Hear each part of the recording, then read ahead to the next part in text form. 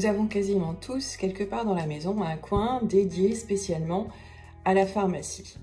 Alors, elles ne sont pas forcément aussi jolies que celles de nos différents hôtels-dieu en Bourgogne-Franche-Comté, mais il y en a une de boîte dans laquelle se cachent des choses qui peuvent être intéressantes. En particulier, quelque chose qu'on nous recommande beaucoup en ce moment contre la fièvre, les états grippaux d'une manière générale, c'est le paracétamol. Et puis, si on regarde bien dans l'agenda, aujourd'hui, nous sommes en avril, mais surtout, nous sommes le lundi 27 avril. Alors, si de prime abord, pour vous, il n'y a pas forcément de lien entre une boîte de paracétamol et un 27 avril, en fait, je ne vous cache pas que, en ce qui me concerne, le lien, il est tout trouvé. Il est tout trouvé, pourquoi? Parce que c'est le 27 avril 1404 que le duc de Bourgogne, Philippe le Hardi, meurt vraisemblablement de la grippe dans son château de Halle, en Belgique. Bien, alors je me doute que tout le monde n'est pas forcément familier avec les ducs de Bourgogne, et en particulier avec les ducs valois, donc je vais essayer de reprendre les choses, mais dans les grandes lignes, rassurez-vous, pour qu'on dresse le portrait général du duc Philippe le Hardi. Philippe le Hardi est le quatrième fils du roi de France, Jean de Lebon. Le quatrième dans l'ordre, son frère aîné, c'est Charles V, qui sera roi de France à son tour. Donc on se doute bien qu'il y a peu de chances, ayant trois frères au-dessus de lui, qu'il devienne à son tour un jour roi de France. Mais Philippe va se distinguer aux côtés de son père en 1356. Il a quoi? Il a une quinzaine d'années à cette époque-là, lors de la bataille de Poitiers. Je vous rappelle qu'on est en pleine guerre de 100 ans. Or, cette bataille qui a lieu un tout petit peu au sud de Poitiers, eh bien, le duc et son jeune fils, son quatrième fils, Philippe, lui, est dos à dos avec son père et le protège des coups des Anglais. C'était dans tous les livres d'histoire, il y a quelques années en arrière, où il était noté « Père, gardez-vous à droite, Père, gardez-vous à gauche ». Et le jeune Philippe va donc du coup protéger son père des coups des Anglais. On raconte même qu'il aurait été blessé lors de cette bataille. Malheureusement, ça n'empêchera pas les Anglais de capturer le roi de France, qui sera dans un premier temps enfermé dans un château qui se trouve d'ailleurs juste au sud de Poitiers, qui malheureusement est en ruine à l'heure actuelle. Pendant ce temps-là, en Bourgogne, on a encore les ducs de la lignée des Capétiens. Le dernier d'entre eux, c'est Philippe de Rouvre, simplement parce qu'il est né dans le château de Rouvre-en-Plaine, château qui appartenait au duc et qui se trouvait à mi-chemin entre la ville de Dijon et l'abbaye de Cîteaux, dans laquelle les ducs capétiens étaient tous enterrés. Or, pendant les années 1360, on a une grande vague d'épidémie de peste. La grande peste noire fait son apparition sur le territoire en 1348, et selon les estimations, on dit qu'elle aurait décimé entre 30 et 50% de la population européenne à l'époque, qui comptait, estime-t-on, environ 60 millions d'habitants. C'est énorme.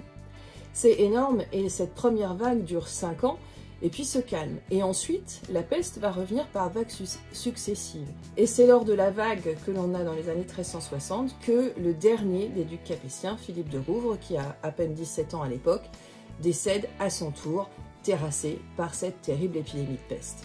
Le duché se retrouve sans duc.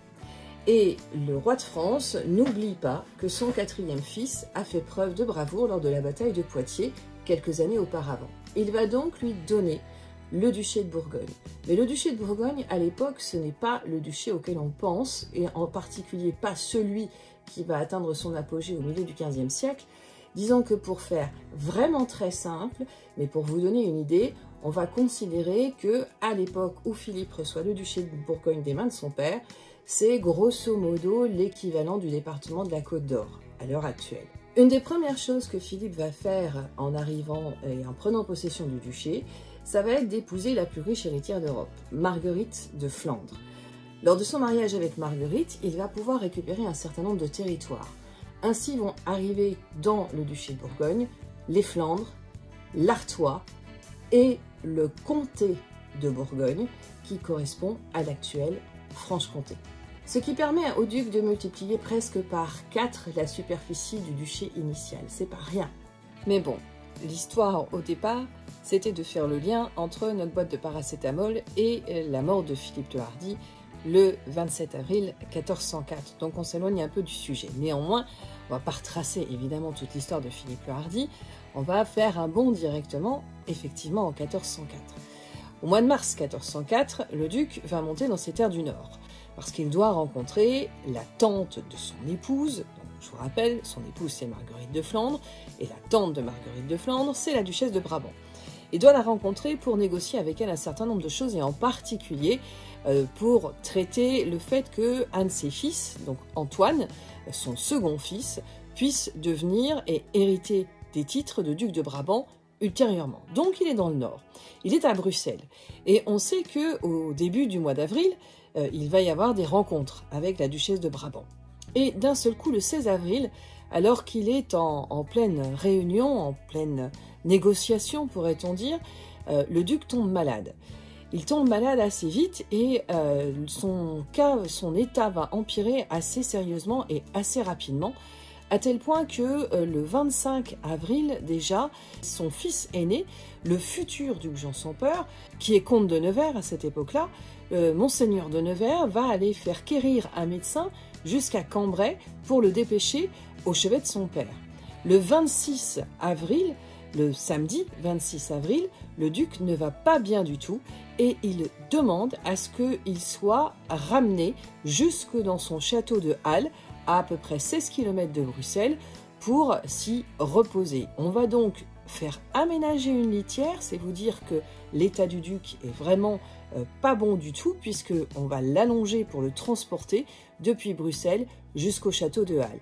Et le duc de Bourgogne, Philippe le Hardi, s'éteint dans son château de Halle le lendemain, le dimanche 27 avril, non pas lundi 27 avril, c'est aujourd'hui, âgé de 62 ans. C'est une grande perte, certes pour tout le monde, mais il va falloir aussi penser à rapatrier le corps du duc jusqu'à la Chartreuse de Champmolles, la nécropole qu'il a fait construire juste à l'extérieur de sa ville, de sa capitale, qui est la ville de Dijon, sur des terrains marécageux, des terrains où coule la rivière Louche, où elle a tendance un peu à s'étaler, d'où le nom de champ mou, champ molle. On a donc construit cette fameuse chartreuse qui doit recevoir les tombeaux de toute la dynastie de Philippe le Hardi. Donc du château de Halle en Belgique jusqu'à Dijon, il y a entre 500 et 600 km à vol d'oiseau. Et il va falloir rapatrier le corps du duc depuis là-haut. On sait, d'après les comptabilités qui sont parvenues jusqu'à nous, que le comte de Nevers va faire aller chercher des épices et des plantes aromatiques pour espicier et embaumer le corps de Monseigneur le Duc, de façon à pouvoir le redescendre jusqu'à sa dernière demeure, donc la Chartreuse de Champmolles. On va revêtir le duc déjà dans son château de Halle avec une robe des moines de Saint-Bruno, selon son souhait, puisqu'il voulait être enterré en habit de chartreux, donc c'est fait. Son corps va ensuite être entouré de bandelettes recouvertes de cire, et on va ensuite partir avec le convoi.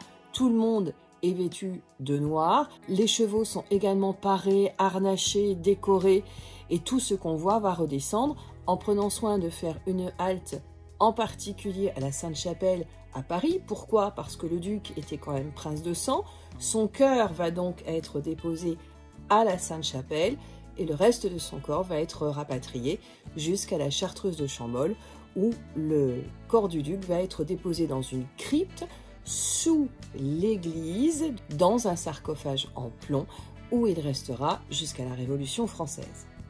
Alors je ne vais pas vous parler en détail de la Chartreuse de Champmolles, il n'en reste malheureusement pas grand-chose, mais ces pas grand-chose sont absolument extraordinaires, donc à l'occasion, lors de votre prochaine venue à Dijon, je vous encourage à aller visiter et voir le puits dit de Moïse et le portail de la chapelle qui nous reste, seul vestige qu'il nous reste de l'ancienne église des Ducs de Bourgogne.